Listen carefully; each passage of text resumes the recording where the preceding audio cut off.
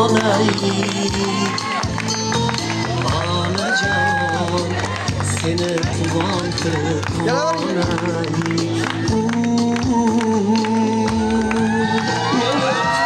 Kecha kunduz yo'llarimda ko'zi u faqat onamni. Onaning sababi o'zi, baxtimning yulduzi u faqat onamni. Atrofimda yonib parvona, dunyoda bir dona u faqat onamni.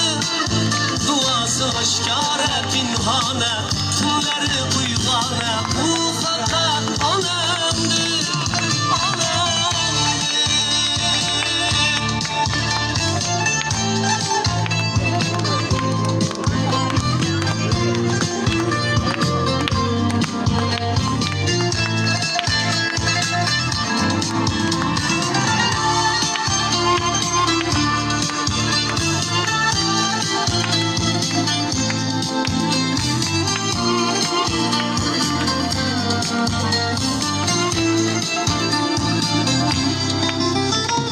Kechalarim ko'chalarda dayidib, yarim tunda kelsam uyga qaytib.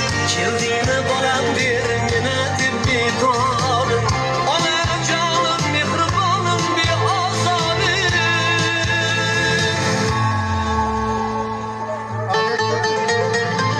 Yuzlarimdan o'par, ko'zlarimdan o'par, oshsa haroratim to'rt tomonga chopar. Dardimga qaydan bo'lsa ham malham topar.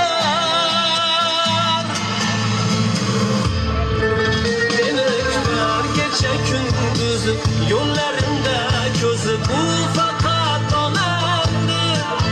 Onatimning sababi o'zi, baxtimning yulduzi bu faqat onamni. Atrofimda yonib parvona, dunyoda bir dona u faqat onamni. Duosi oshkora pinhona, tunlari uyg'ona u faqat onamni.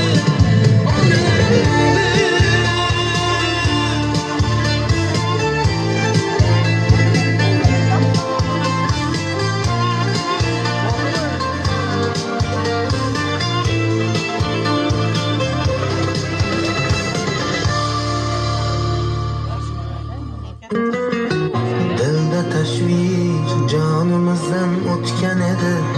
Yurak sho'rlik barchasiga ko'ngan edi. Yaxshi kunlar yaqin kelib qoldi ona. Hammasi borligingiz ona, hammasi sizni duoyingiz ona. Baxtimga omon bo'ling, xasta bo'lmang ona.